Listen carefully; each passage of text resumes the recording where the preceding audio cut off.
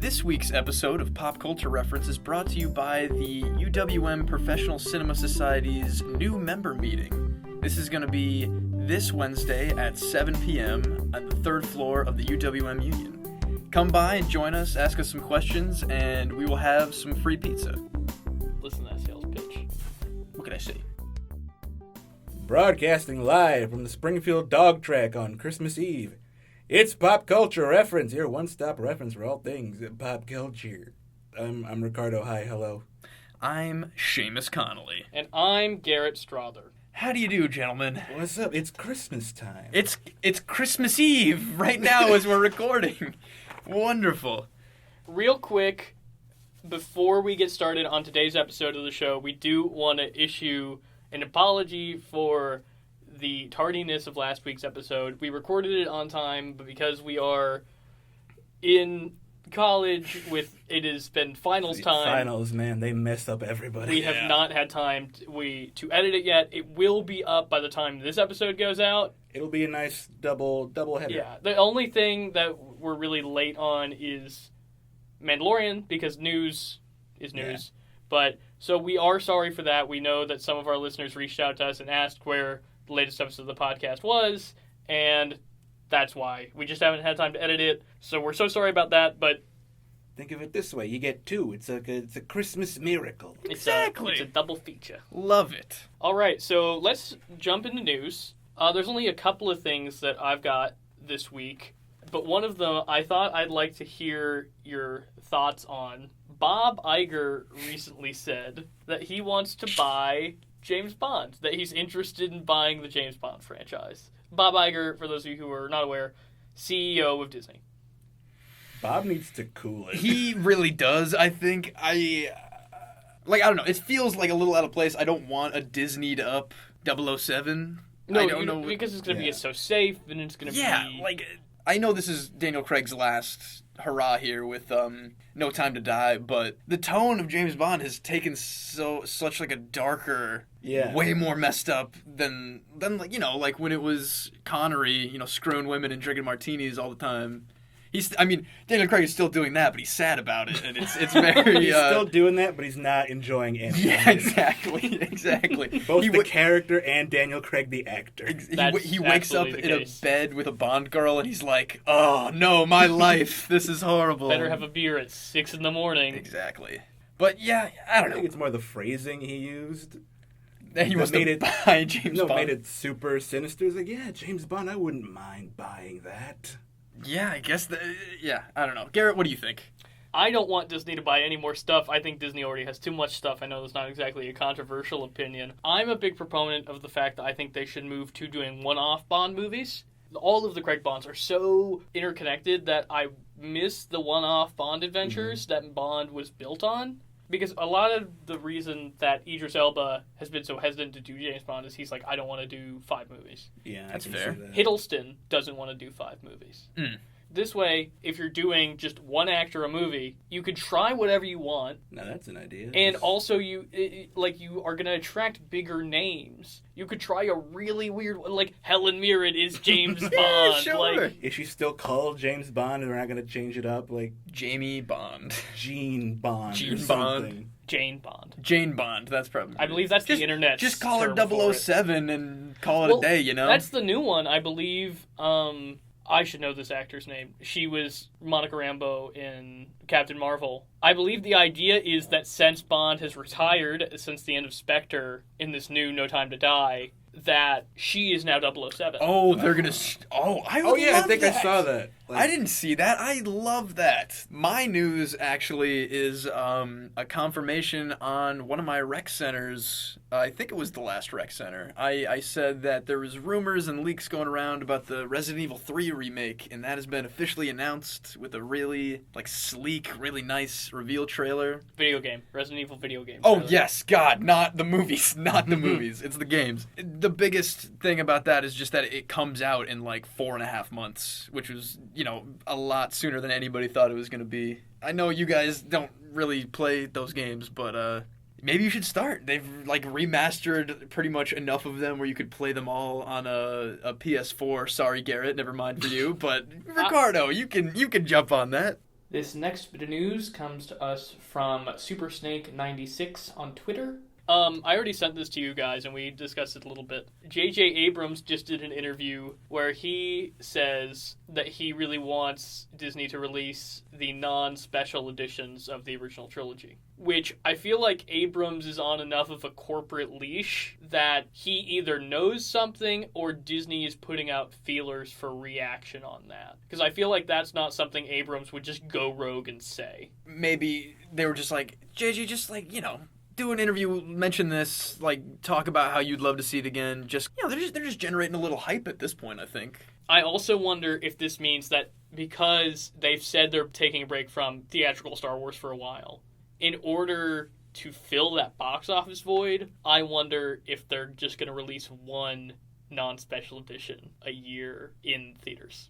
I wouldn't mind. I would. It's a complete cash grab, but I'm gonna be there. Yeah, like I've always wanted to have that experience of seeing as original as possible in a theater. I'm there. Just make it. Anybody who's listening to this, who's in charge of that, I don't know why you are, but go stop listening to this and go make it happen because I want it. I want it so bad. And then there are two trailers that we have to discuss. What are they? One is the Ghostbusters Afterlife trailer, which I did not watch. Neither did I. Wonder Woman 84. Oh, I didn't watch either of those. 3 trailers. In the Heights, baby. Oh, Get In the pumped. Heights. Yeah. Right. In the I'm Heights. so happy. I'm so excited. It's the In the Heights one. No, I didn't see the In the Heights one either, so. Wait, have you not seen any of the 3? No, I saw Wonder Woman. How did that look? I think bad. it looks I'm pretty into good. It's going to be very Steve Trevor focused. Steve Trevor, as in Chris Pine, who was famously exploded in the end of the last movie. How are they? Well, all of a sudden she's in the 80s, but he's back, and why is he back, and what happened, and is it time travel? Is it science? Is it also cloning? Kristen Wiig is there. Kristen Wiig. Oh yeah, she's the huntress. Doing the cheetah. Yeah. Thank you. Oh, excuse me. I'm thinking of Kraven the Hunter. Excuse me. Doing her best Jim Carrey and Batman Forever, big glasses. I'm there, baby. I'm there. You've sold me. It's all you had to say. Oh, just wait till she turns into a cat. Is that a thing? Is it real Cheetah? In some of the comics, Cheetah is a physical, like, cheetah woman, and sometimes it's just a suit. Yeah. She rides a bolt of lightning in this trailer. Yes, that's she cool. Does. I love There's that. lightning in the sky, and she uses the the lasso of truth. Sorry. Excuse you. To lasso the lightning and swing from it. That's Which dope. is That's very cool. Metal AF. For real. That's like legit. And then Ricardo, you saw the Ghostbusters trailer, so tell us about it. It's weirdly it's mythical in a way. I don't want that. Wait, it's what? Well, no, just like I've seen a lot of people say, "Oh, it's just Stranger Things," but with the Ghostbusters. Like it's a new crop, it's a new generation, and they find this abandoned shed. What's in this shed? What? It's a proton pack. Oh, that's cool. Is it where Winston went to retire or whatever? Is it? I don't think it's explicit, but this one, I think the main girl of this trailer, she's got the big old glasses. I wonder who she's related to. Oh my god. Okay, I gotta go watch this trailer really soon. I can't believe you saying big old glasses just got both of us that excited. Okay, you know how, 10 years... It sounds like fan fiction. I was going to say, you know how 10 years ago it was a really big fad to make a fake reboot trailer for your favorite movie franchise from the 80s before the actual reboot culture took over? Right. It sounds like that. I'm not discounting it. Yeah, if it's better than Ghostbusters 2016, I'll be there. If it's better than Ghostbusters 2, I'll be there. Well, looks like we're not going, because Ghostbusters 2 is amazing, Garrett. I'm hoping for the level of quality that we got from Dark Fate. Yeah, okay. That would be great. Dark Fate was a very solid piece of work that fit in very well with everything that we, grew up watching anyway. So if it can hit that mark, then I'm happy. Speaking of things that we grew up watching, let's move into our main segment. It's Christmas! Christmas time! What do we want to start with, gents? Well, we opened with The Simpsons. I think we should do that one. Okay, yeah. I picked the pilot episode of The Simpsons, which I forgot that it was a Christmas special for their opener, which I think was an interesting choice. Because The Simpsons started as shorts that were on the Tracy Ullman show. I did not know this. And so they hired Matt Groening to do little intercut shorts, like 30-second, 2-minute shorts. And then those were so popular that they got spun off into a Christmas special that was the Simpsons Christmas special, which was so popular it got put to series. I didn't know any of that, like, truly, because it feels, when you watch it, it feels like there's already a good amount set up, like, for the characters of The Simpsons. So rewatching it without any of that knowledge and kind of going in cold again, it was all familiar and comfortable, but I was kind of taken aback by how fast they got into the strangulation and the sadness of what this episode is. Yeah, this one's really sad. Well, that's why it works better than so many pilots, is because it doesn't spend any time, especially because the characters are so iconic for us now that we don't need the backstory for them to go into the pilot. The audiences then didn't either, because if you were watching the Simpsons Christmas special, presumably you'd seen The Tracy Simpsons Tracy Ullman shorts. Just kind of delving a little deeper into this full-length episode, it's kind of the saddest episode of The Simpsons I've ever seen, just because it's completely revolving around how the Simpsons are financially struggling so badly that they could not afford Christmas presents for the family. Due in part to the fun shenanigans of Bart getting a tattoo and having to get it removed. Yeah, that's very funny. Yeah, because it's not that Bart gets a tattoo that is the financial strain. It's getting rid of the tattoo. Yeah. They get it laser removed at another kiosk in the mall. Yeah, it's very convenient, and I don't know. That tattoo guy, too. How old are you? 21, sir. Get in the chair. Get in the chair, yeah. That character is in the background of a lot of the rest of that series, too, I'm pretty sure. Most Simpsons characters that work at a specific place show up working at a different place later. Especially Squeaky Voice Teen, of course. Oh, God, love that guy. He's the best. Once we, get into this episode a little more, we get, Patty and Selma are up in there being the worst as always, and... usually in The Simpsons, it's based around Homer's faux pas that... Yeah, it's usually his fault. Yeah, and it's usually a lot more funny of a solution that he will, try to embark on to fix things, but... I don't know. This time was just it's a lot more grounded. The desperation of becoming a mall Santa to try to get Christmas present money. It's very sad. I don't know what else. It's heartwarming. It's touching. Just the length he'll go to for his family. Of course, in the end, I think he gets $1 in change for his Santa stuff. Oh, that was a good bit. Or he's been working all holiday season. $13. Yeah, you take income tax and the Santa training, the costume, beard rental. It's all these crazy things that make no sense. I go through the same process every time I get my paycheck. Yeah, oh my God, yeah, I feel that. And then at that point, we get to see our old friend Barney tell Homer to try the dog track, which out of options, that's the only thing he can literally do is take his son to a dog track on Christmas Eve to really try with their last $13 to get Christmas money, and they lose. They bet on Santa's Little Helper, which, is against the sure bet that Barney presents to them. The dog was in the pilot. That's the whole point of the pilot. It's great that because, that dog has been alive for 35 years now and been through 7 snowballs. Yeah, they talk about the third dead snowball in the first episode, I think, which is fun that they put that in there on the episode where they get the new dog. I mean, okay, first before we get to the nice part, the last super depressing part that I can remember. And I remembered this before I rewatched it because I actually owned this episode on VHS. We had regular Simpsons episodes air, but that was the one we owned. And I always remember the image of Homer and Bart just picking up losing tickets in the parking lot. Brushing off the cigarettes. Trying to find anything. It just, it breaks my heart. Also, there's a little bit of Gift of the Magi in this where... Oh, yeah, there is, actually. Where Marge is at least we have Homer's Christmas bonus. They're using the savings to pay for Bart's tattoo removal. And then when Homer finds out he's not getting a Christmas bonus, he's at least we have the savings. Yeah, whoopsie daisies. He actually doesn't reveal that he is out of money until pretty late in the episode, to the family at least. Yeah. I think Bart definitely knows early. But back in that parking lot setup, it's, you can kind of see where it's going from the start, but the angry dog owner, get out of here, you losing dog, you never win me any money. Kind of also examining that, just a guy in a cartoon abandoning his animal, but He finds a home with Homer dressed as Santa Claus, gets jumped on by Santa's little helper. It works perfectly. That's also one of my favorite lines in the whole special. He's a loser. He's pathetic. He's a Simpson. Oh, yeah. It's heartwarming stuff. Because then, they bring it back.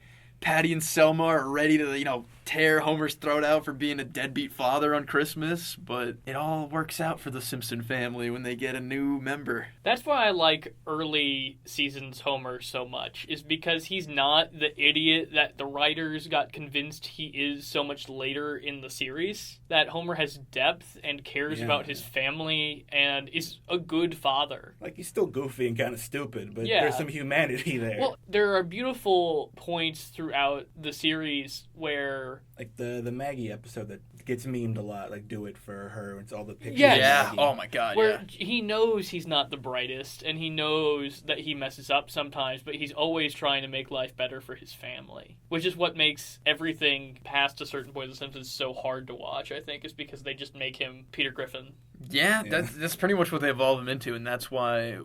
Where's your cutoff on The Simpsons again? Like season 8. That's where you leave him. Damn, that's like 22 seasons of not the best Simpsons, which is a bummer. View it, like, watch all of them up to 8, and then you can just kind of bounce around wherever. Yeah, you and feel there are like. some good episodes after. That's it's not a good that piece they're of all advice. bad, but It doesn't have the consistency that the first 8 seasons do. That's for sure. But yeah, this is a great episode of The Simpsons. It serves as a great pilot, certainly, and it is full of holiday spirit. Holiday spirit indeed. Yeah, it's about everything you want. A Christmas special right down to the melting heart right at the end. They do a lovely outro of singing Rudolph the Red-Nosed Reindeer, where Bart and Lisa keep interjecting with the fun parts of the song and getting in trouble from Homer. And if that isn't The Simpsons, I don't know what That should is. happen to everyone who does the interjections in that song. How dare you? That's what makes that song gold. Ugh, no Christmas spirit over here, Garrett. I tell you. I like when people just do like a light bulb for everything. For everything. Yeah, that's really funny. That's a very funny version of that. I've never heard that before. All right, gentlemen, what are we moving on to now? I guess we're doing this in sequential order. We're going to the early 2000s with Foster's Home for Imaginary Friends, A Lost Claus. It's like season 3, so pretty far into here. I feel like they ran out of some of the ways to like keep the conflict with the imaginary stuff. So like belief as a concept is played with a lot in when they're finally in the like final run of it. This Christmas special is about atheism. Yeah, pretty much. I mean, it's about Mac trying to rationalize Santa Claus and to like come to terms with if he exists or not. It's a rough one too. It's a little more comedic than The Simpsons, but they still do hit some pretty heavy points in this one. It's never more on the nose where Mac is literally in his bed talking to the ceiling. He's like, please, just give me a sign. And then it just confirms Santa exists, so none of that mattered.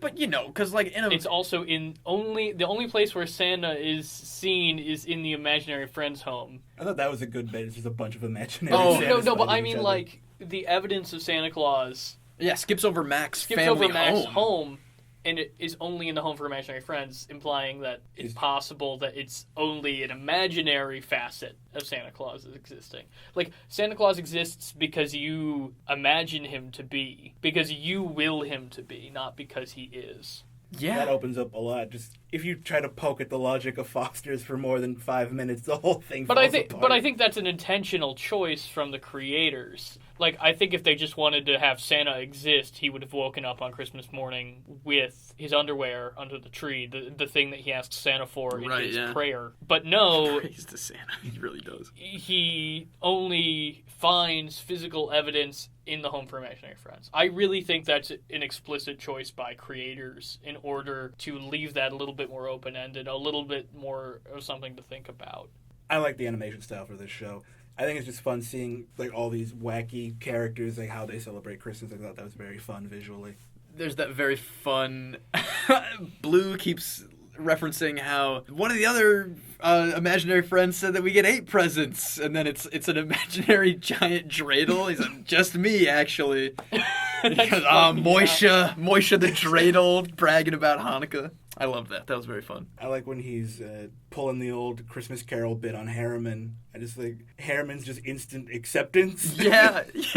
I am the ghost of Christmas presents. Yo, you mean Christmas present? No.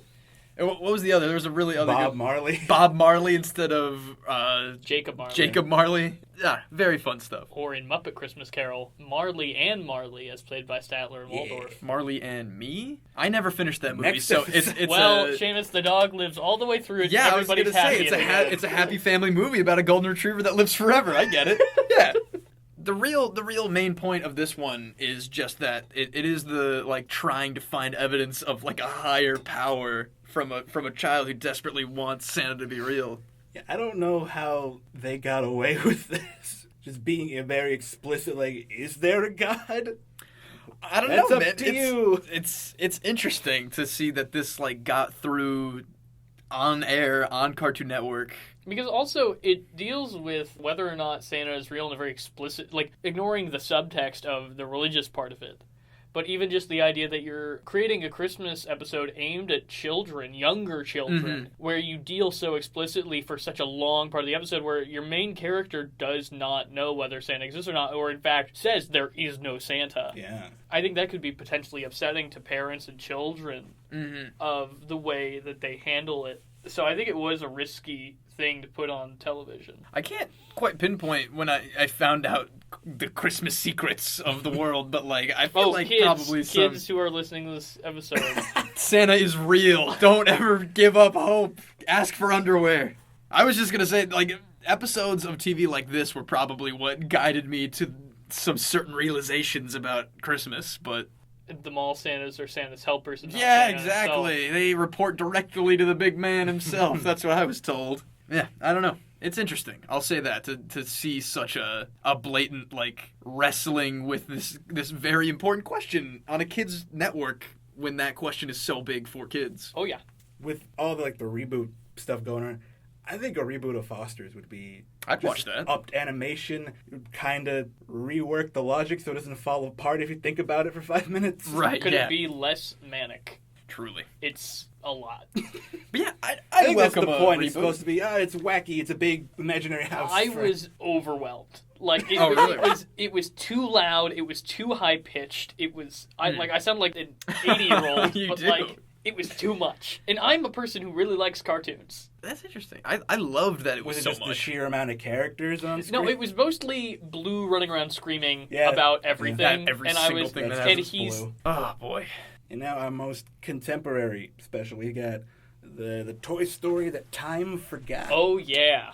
Interesting stuff here. We've talked about Toy Story on here before about how these shorts should have just truly been the only continuation of Toy Story. Because this is a fantastic continuation of Toy Story's Yeah. themes, of Toy Story's characters, of allowing us to focus on different characters within the Toy Story universe. Just make the TV show. I just wanted the TV show that Yeah. they clearly want to make. That would have been, if they just did these shorts like a serialized show, it would have been perfect. Well, I would have loved that. I gotta say, I think I brought this up on an earlier episode. Trixie is one of, I think she's my favorite Bonnie new toy, character. yeah. Just like, I don't know, I really like Kristen Shaw. It's fun to see her interacting with other dinosaur toys in this. She's great, and it's all about the joy of being played with, and it's a little bit of a retread of the first Toy Story of like, hey, look, I know you're new, and you just got gifted to this kid, and you don't know about the wonders of being a toy, and even that you are a toy, but it works really well. It's kind of a spin on that of like Buzz Lightyear was the outlier of like the one toy that didn't know in a That's group of toys true, that yeah. did, and now it's like the tribe of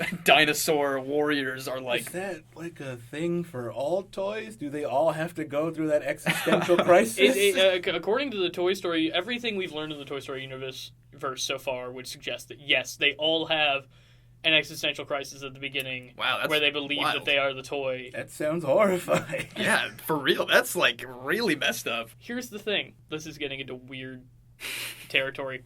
The only toys that we've ever seen grapple with this question are toys that were made in the digital era, or toys that are pre-programmed, Maybe that has something to do with it. where they all have electronic components. Yeah, it's not a record in the back of Woody. Yeah. It's a microchip. Buzz Lightyear from Toy Story 2, Right. Zurg, kind of And then the battle source, which we see also have electronic components. And those are all of them, I think. I'm trying to remember. Most of Bonnie's toys, too, is the opposite of just, like, you know, straight plastic or, you know, like... Or stuffed. Yeah, stuffed dolls, animals. Maybe it has something to do with that. Modern toys are too self-aware. It's small soldiers. Like they're pre-programmed, almost, to be this thing. Maybe it's that by guiding a character to something so specific that it doesn't allow imagination to take them as much. That is a very interesting point, Garrett. And I hope the writers of these take as much care as you do as a fan to connect things and like make things make more sense in a world where toys are sentient. Maybe all of them but Toy Story 4, Seamus. Maybe all of them but Toy Story 4. I think we can agree there. We should probably talk about the content of the episode a little bit. Oh yeah, it's we're with our girl Bonnie. Well, it's a Christmas special. We open Bonnie having a nice toy montage with my favorite new toy, Angel Kitty. Angel Kitty's great. That thing is terrifying. I love it. Who's a weird prophet. Yeah, yeah. Jesus. That can disappear at will. Everything it says is so weird and ethereal. Yeah, for real. It is very strange, but I want it's more helpful. Angel Kitty stuff. They made briefly an Angel Kitty plush that is like $30 on eBay now. God damn. Oh, wow. You're going to have to save up some Toy Story money, I guess. When I went to the Pixar exhibit at the Museum of Science and Industry, they had plastic toys from this special, including a pack that had the Rex with his arms. Yeah, I love that. For a brief shining moment, Rex is able to overcome his inferiority complex because he has his giant arms. So the 2-pack had Angel Kitty, but a hard plastic Angel Kitty, and Rex with his giant arms. It was like $25, and I was like, maybe not. Damn, that would have been great. You should have gotten that. $25, Seamus? Is it better than a $30 plushie of only one of them? I'm not gonna buy the $30 plushie, am I? Why don't I believe you, Garrett? Why are you crossing your fingers behind your back? Ricardo's the one that already pre-ordered the Baby Yoda Funko Pop, Seamus. That is true. You're all shills. You're all shills. But we start, Bonnie is playing with all of her toys, and she won't let Trixie be a dinosaur. She just keeps imagining Trixie is other things. Like a restaurant patron. Yeah. That was a fun bit. She's a weird, sassy waitress. Bonnie. Yeah, that's funny. And then, we get into our main segment where she takes her toys to a play date with another friend. He got every toy you can imagine for Christmas and a PlayStation, and all he cares about is his PlayStation. Commentary Indeed. And, maybe that is also why the battle swords are, like, so... Because they haven't been played with at all. Because they haven't been played with at all. I really like the shot setup where she just chucks her backpack into the room and it's shaped like a rocket, so it's very... Yeah. Oh, yeah, like totally. Crash landed on this foreign planet. I thought that was very fun visually. Well, yeah, this is such a Buck Rogers, John Carter of Mars, very in that vein, where we've landed on a mysterious planet and there's this alien tribe that's going to hunt us for sport or make us fight in a gladiatorial arena. Christmas, am I right, guys? How does this connect besides that they're new toys? It gets a little off track. The beginning and end are really good Christmas special fodder. And the middle is just a weird sci-fi parody. Yeah, for real. I've always been frustrated by Toy Story's unwillingness to commit to Christmas. They often show glimpses of Christmas. But Toy Story would fit so well thematically, and just that world is so happy and playful. It would fit so well into a Christmas season. But they always get distracted. Yeah. And I wish that while they were still making these specials that they would have done a Christmas special that's really properly a Christmas special. That would have been nice. Kind of maybe parallels with Toy Story 1 with the birthday theme of, like, getting these new things all at once. All in all the themes that you would expect in a regular Christmas special are hit here pretty well. Of just, like, acceptance, sharing, like, being comfortable with who you are and, like, helping others. Sentient toys being destroyed in gladiatorial combat. That's what I do with my family every Christmas. I mean, that clocks for me. The battle swords are, I think, a really fun property that they created for this special. I'm really impressed with, like, the world building that's clearly been done behind the scenes that we only get to see glimpses of. Also, I want to throw in there that they used the battle swords in Kingdom Hearts 3 in the Toy Story world, where they go on adventures with Buzz and Woody in this big shopping mall. You get to go in this big toy store, and they are the main enemy that you fight in that entire world. So throwing that game on and like seeing the callbacks to not just the main movies as a whole, but like really using the stuff they made with these shorts, it really made me happy to see that. Also, in Toy Story 4, the lunchbox that Woody stows away in to get to Bonnie's school is a Battle Swords lunchbox. Yes, it is. Love that. That's one of the things I do like about Toy Story 4 is that it shows a lot of world building that was made for the shorts and for the specials built into Toy Story 4. Yeah, exactly. Like, they stop at Poultry Palace. Combat Carl makes a 4-time appearance. It's great. Buzz and Woody finally show up in the arena after Trixie loses them for a while, holding a crayon as a weapon. Yeah, real Thunderdome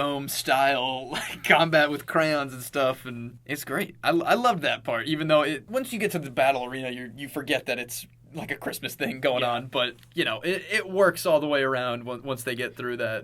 But at the end, Trixie shows the main battle sword the wonders of being played with, and he gets played with, and then the ending is a really sweet note where he's like looking out the window after Bonnie's toys have all left, happy that he got shown the wonders of being played with, and it shows all the different battle swords have been played with. It's snowing on the ground, and there's these nice warm Christmas lights everywhere, colorful Christmas lights. And it's just a really sweet conclusion. So the beginning and the end work really well as a Christmas special. And the middle is a really entertaining, engaging segment. It's just not as much about the Christmas part. I don't mind it. I don't mind that. It all rounds out really well, and all the themes of a Christmas special you need are there. Plus, dinosaur tribal warriors. Like, come on. That's great. That's it for our main segment. Merry Christmas, everybody. Fun Happy stuff. Hanukkah. God bless us. Everyone. Now it's time for everyone's favorite segment, Where's Riley? Ricardo, what's your guess? I think he might have left already for a break. I'm going to say that he's gone. I don't think he's in state. He's on the corner of Kenwood and Downer. Oh, go get him right now. Everybody got that? He's heading to work. He's moving. He's a moving target. Find him. Do they all have tracking fobs? Now there's a dumb short we could make. That 3 people would get. Yeah.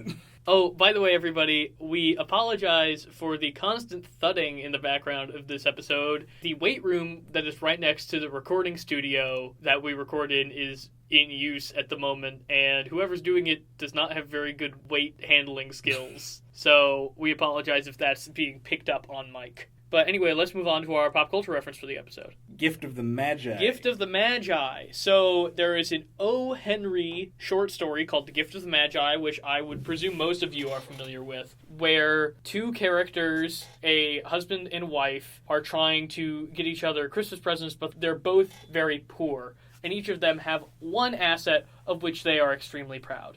The wife has gorgeous long hair, and the husband has a treasured gold pocket watch. Now, the wife wants to get the husband a fob for his pocket watch, and he wants to get her a comb for her hair. But in order to buy each other these expensive gifts, she cuts off all her hair and sells it, and he pawns his pocket watch. So they end up with these accessories that they have nothing to use them with. So no one's happy. End of the story. But they are happy because they still have the love for each other, Ricardo. It's all about the Christmas spirit and loving each other. And you see this trope pop up a lot in different pieces of media. Sometimes it's a pretty direct adaptation, like I think it's in Mickey's Once Upon a Christmas. That is the only version I know.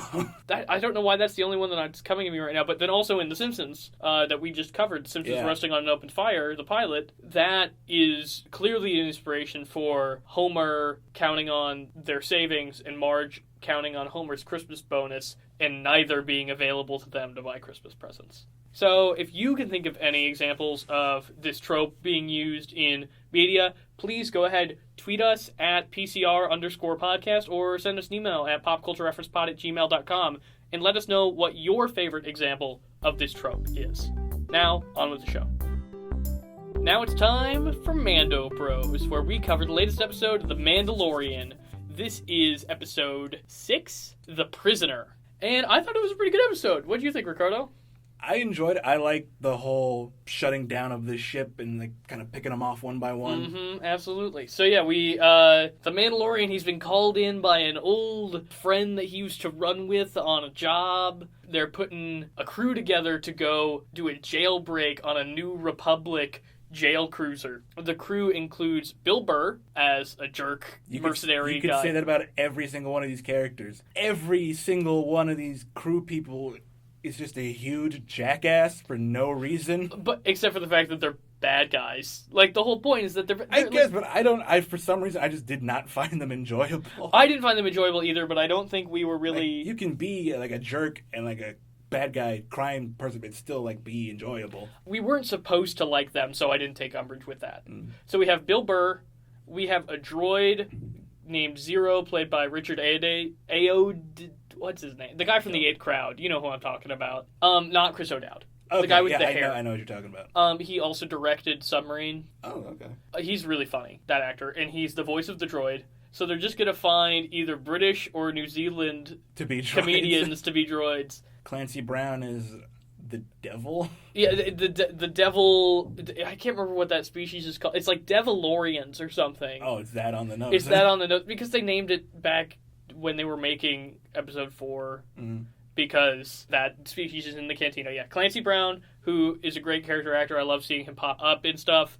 And then finally, a Twi'lek, which is, I believe, the first in-canon, maybe they say it at one point in Rebels, but I believe it's the first in-canon confirmation of the way to pronounce that species' name, because there's been some debate about whether it's Twi'lek or Twi'lek, but they call her Twi'lek in the show, played by Tonks from... Oh, that's who that is. Harry Potter, and Natalia Tina. I like Bill Burr's gun backpack thing. I thought that was really cool. I like the episode as a whole. It's just like I found those characters a little grating. As we learn when they get to the ship, the guy who they're going to break out is another Twi'lek. It's the first male Twi'lek I've ever seen. Yeah, I think, me too, from what I can remember, because the only other one, the two other Twi'leks I can think of are Hera Syndulla from Rebels and the first slave that gets eaten by the Rancor in Return of the Jedi.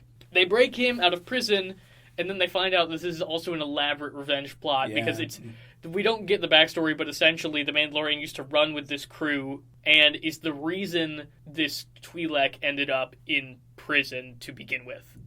So they lock Mando in the prison and are going to steal his ship, which has Baby Yoda on board. They're going to straight up shoot Baby Yoda in the face. Yep. Mando cunningly escapes. I love all those action sequences where he's like pulling the droid in with his like rope and then just splatters oil all over the door. I thought that was pretty great.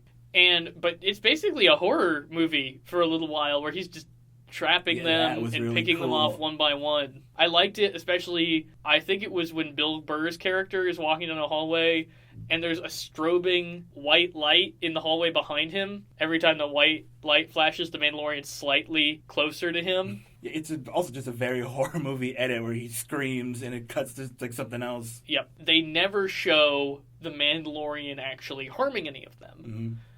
Which we get the reveal at the very end of the episode that he didn't actually kill them at all. Yeah, they're in a cell. That he trapped them in a prison cell. Because at the beginning of the heist, before they reveal that this is an elaborate revenge plot on the Mandalorian, there is a lot of time dedicated to whether or not they're going to kill the one actual organic being that is on this facility, who's actually played by Matt Lanter, who is the voice of Anakin Skywalker on the Clone Wars. But the Mandalorian does not want to kill him, and all of the rest of them want to kill him. He's become a better person since the beginning of the series. Because of this baby. Because of Baby Yoda, who is in a lot of danger in this episode. Constantly. But specifically, on the ship early in the episode, Bill Burr finds him in the hiding place where the Mandalorian keeps him and is threatening him. Yeah.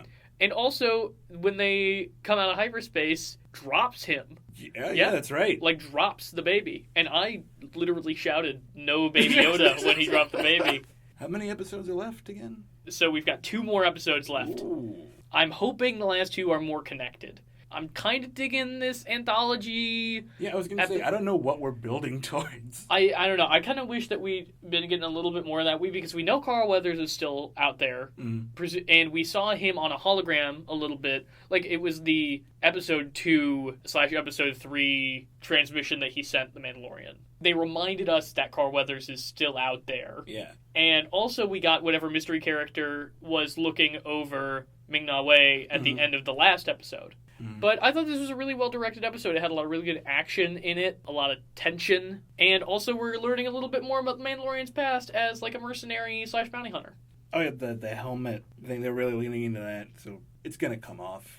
End of this season, or do you think they're going to wait? I think definitely by the end of this season, it's going to be, probably the last shot of this whole season is going to be, he takes it off. It sounds like he's a little older than maybe we think he is, because we already had the idea that maybe he's older because we know he was a kid during the Clone Wars, which was a while ago. Takes off helmet, he is 85. Well, that's kind of what I'm thinking, honestly, is maybe he's super old, because also we hear the guy who puts this crew together, who the Mandalorian used to run with, saying that we were all super young then, and this guy's not young at all. This guy's old. He's too old. Great, big, bushy, white beard. Yeah, so I'm wondering if either his species ages slower, or maybe that's all a red herring, just like Baby Yoda being 50 years old, and maybe he's, still kind of a kid.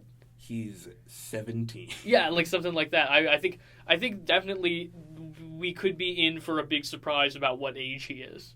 That's really it. It's a pretty bare bones, just breaking in, breaking out. We get the droid staying on the ship and hunting Baby Yoda. Honestly, I was caught up in that. I was in the tension. Well, I was really hoping Baby Yoda was going to use the Force on him, which we see him start to do, and then the Mandalorian just shoots him. I really wanted to see him just crush that droid That's into a little what ball. I was hoping, too. That's what I was... that he was going to, crush something inside of him. Because he's only used it the once. Yeah, he's only used the Force the one time. Well, we've seen him try to use the Force to help heal the Mandalorian. And then he uses the Force on the Rhino. And then he tries to use the Force here when part of the droid explodes and he falls to the ground. At first, Baby Yoda looks at his hand oh, did I do that? And then, no, it's the Mandalorian. This episode was directed by the same guy who directed episode 2, whose name is Rick Famuyiwa. I remember us specifically calling out what a good job he did on episode 2, and now he's back again for this one. But yeah, I think that's it for Mando Bros. Let's move on to Save the Rec Center. Now it's time for the segment that we like to call Save the Rec Center. Seamus, what do you got? This week, my rec center is, we were actually talking about it pre-podcast. I've started rewatching The Wizards of Waverly Place, and by God, it's a Disney sitcom, so it's going to be a little rough around the edges regardless of anything, but between the older brother and the dad, they're both absolute gold in this show. They do a lot of fun wizard shenanigans, and I never finished it all the way, and I'm planning to now, and I think everybody else should too, including both of you, because you missed it, Garrett, I think. It was beyond your era, but Ricardo, I know you know more than Garrett, and I think you should do a rewatch with me. Seamus, what corporate dystopian media service can we find this on? Oh, well, it just so happens to be streaming exclusively on Disney+. Promo code pop culture reference. Oh, I wish. Oh, one day, listeners, one day. The original series, they've got the movie, they've got that hour-long special that came out after the series wrapped. Oh, jeez. Well, either way, I'm only on season 1 so far, but it's really funny, and the special effects are horrendous. So, give it a shot just for that alone. Is it as bad as the Sweet Life Halloween special effects? It's worse, I think. It's the worst. They're trying to do magic. It's the worst green screen you have ever seen. It's great. Ricardo, what's your rec center? I'm going to repeat myself. In the Heights. Go listen to the album. Go find a bootleg, I guess. It's a great show. Prep yourself for that movie. I got real emotional watching that trailer. Is there an officially released Broadway recording of it? I so wish there was. Why is that not a thing? Why are theater companies so resistant to doing that? It's probably for a price thing. You gotta go see it live. But I don't know. That just feels silly to me because you can make a lot of money selling those. Because after something's done with its initial Broadway run, people who don't live anywhere near a coast will pay to see good theater. I don't know if a professionally shot version of In the Heights exists. because I don't know when they started doing it. Yeah. But I know for a fact one of Hamilton exists where they shot it. Yeah, I know they shot it with it's him. like in a vault somewhere. They're just waiting until they could build enough hype to release it and all this, For Hamilton, it makes a little bit more sense to me to keep it secret because they're trying to build the hype to release it. But, I mean, like, Memphis is a show that I know has a really well done Broadway recording. And as a kid, I grew up watching a DVD of the original Broadway cast of Into the Woods. Like, I used to watch that all the time. I loved that. I really wish those were more accessible to people. Because even if you do live on a coast, there's a very high chance you couldn't afford to go. Absolutely. The album. Go check out the album on Spotify. Yep. And my rec center is A Beautiful Day in the Neighborhood, which is the new Tom Hanks Mr. Rogers movie. Usually I'm pretty weary of biopics. I think that the standard biopic formula is really myopic and not really a fair assessment to either history or filmmaking. But I think this movie did a really good job of figuring out what kind of story it could tell without seeming exploitative of Mr. Rogers, and also not trying to force all of Mr. Rogers into a 2-hour movie. Yeah, I haven't seen it, but I've heard real good things. Like, I know it's not a straight biopic. It's just like a couple weeks of Mr. Rogers' life. But yeah, go see Beautiful Day in the Neighborhood. It makes some really daring formal choices. Yeah. And then also Matthew Rhys, who is from The Americans on FX, is finally getting like a really good, kind of meaty big screen role, and I'm really glad about that. And he plays the journalist. The journalist, which is usually a framing device I really hate, especially in biopics. But what are ones that you... I know My Week with Marilyn, and I don't My Week with Marilyn, any other examples. Jackie, Chaplin. Jackie's the... Yep. Oh, okay. She's talking to Billy Crudup. But this movie does it really well. It doesn't go the same way with that framing device that most movies do. So yeah, go check it out. It's really good. Tom Hanks is really good. Matthew Rhys is really good. It has a great supporting cast. Anyway, that's it for us. Sorry about the delay on last week's episode, but go listen to that too, even though it didn't come out on time. Merry Christmas, everybody. Merry Christmas. Next week, it is Christmas for us because we're talking about Star Wars Episode 9, The Rise of Skywalker. So next time you hear from us, we're going to be hopefully really hyped out of our minds. Yeah, hopefully there's not a ton of angry people. There's going to be a ton of angry people no matter what, but hopefully we will not be those angry people. Rest assured, you'll hear our thoughts next week on our very next episode of Pop Culture Reference. Have a great weekend.